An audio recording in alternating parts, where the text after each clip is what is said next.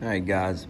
First step that we're gonna sit here and do, and I'm gonna draw out what I put on the board the other day, and that's that big long oval, and we're gonna look at that right there and call that our ovary. And for me, when we get into the different phases, we'll get into more complexities. But if you just realize that this ovary has an egg nest, and remember that we said that oocyte development was arrested before birth. And we'll get into some more detail about that as well. But if we have our egg nest right there, and we'll end up with release of what we call our follicles, okay? And so as follicles are eggs, oocytes that are released over time. And that's kind of the thing as we get into it. And our old female, if we're talking a cow, she's going to actually probably at that point, that's when she's going to get out of production. She may not have but 2,000 or 3,000 eggs left when she gets on up in there to about 10, 12 years of age. So the thing is, though, as we go, and we end up with ones that some atresia, that's several of those falling out.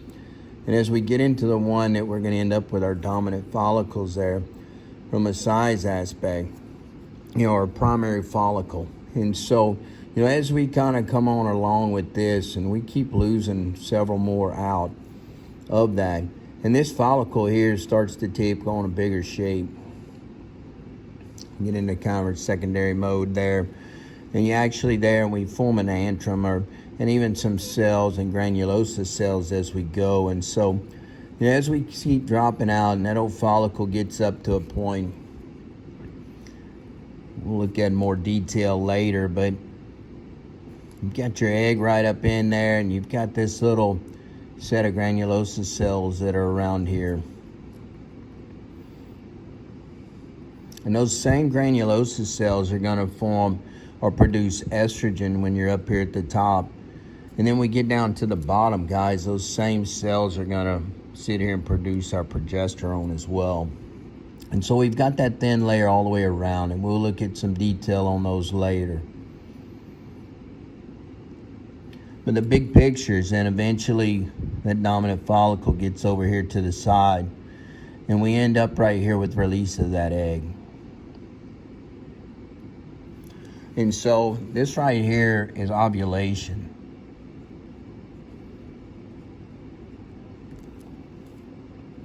And so the time right before, we'll talk about later on, but our standing heat, we'll have our LH surge or estrogen right there, and our standing heat prior, about 24 hours prior to ovulation. And so I usually take this ovary and I split it down the middle. And the thing is, I look at this up top as we get to that development of that follicle, all the way through a graphium follicle. We end up right here, guys, and this is what we call the follicular follicle phase.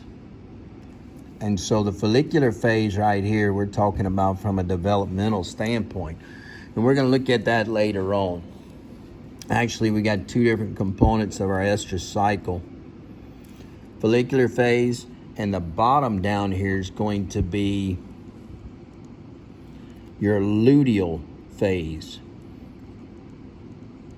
And what we end up with is this former follicle right here kind of gets up and it's shriveled all up.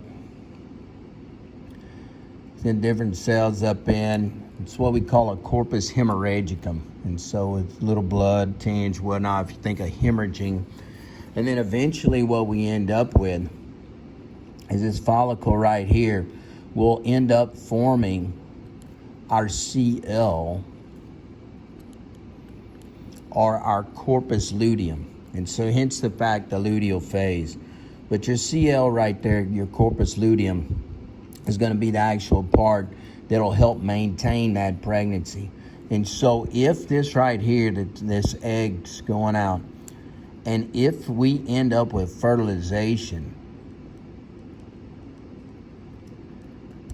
then this CL right here and those same granulosa cells that we talked about earlier are going to continue to produce progesterone.